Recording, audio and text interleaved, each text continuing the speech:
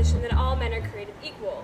While we are contending for our own liberty, we should be very cautious not to violate the rights of conscience in others, ever considering that God alone is the judge of the hearts of men, and to him only in this case they are answerable. Those who deny freedom to others deserve it not for themselves, and, under a just God, cannot long retain it. Liberty, when it begins to take root, is a plant of rapid growth. I leave you hoping that the lamp of liberty will burn in your bosoms until there shall no longer be a doubt that all men are created free and equal. This nation, under God, shall have a new birth of freedom, and that government of the people, by the people, and for the people shall not perish from the earth.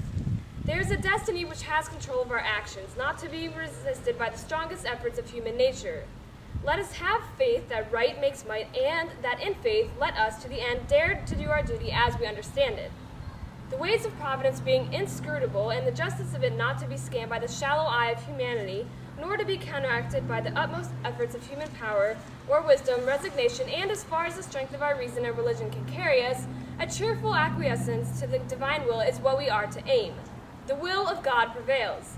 In great contests, each party claims to act in accordance with the will of God. Both may be, and one must be wrong. God cannot be for and against the same thing at the same time. Observe good faith and justice towards all nations. My policy has been and will continue to be, while I have the honor to remain in the administration of the government, to be upon friendly terms with, but independent of, all of the nations of the earth, to share in the broils of none, to fulfill our own engagements, to supply the wants, and be carriers for them all, being thoroughly convinced that it is our policy and interest to do so. Public sentiment is everything. With public sentiment, nothing can fail. Without it, nothing can succeed. If men are to be precluded from offering their sentiments on a matter which may involve the most serious and alarming consequences that can invite the consideration of mankind, reason is of no use. The freedom of speech may be taken away, and dumb and silent we may be led like sheep to the slaughter.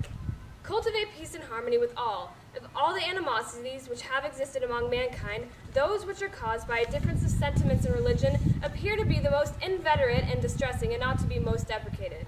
A house divided against itself cannot stand. I do not expect the house to fall, but I do expect it will cease to be divided.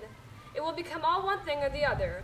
While then, every part of our country thus feels an immediate and particular interest in union, all of the parts combined cannot fail to find the united mass of means and efforts greater strength, greater resource, proportionably greater security from external danger, a less frequent interruption to their peace by foreign nations. Hence, likewise, they will avoid the necessity of these overgrown military establishments, which under any form of government are inauspicious to liberty, and which are to be regarded as particularly hostile to republican liberty.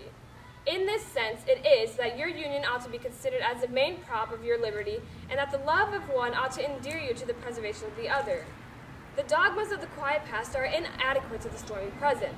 The occasion is piled high with difficulty, and we must rise with the occasion.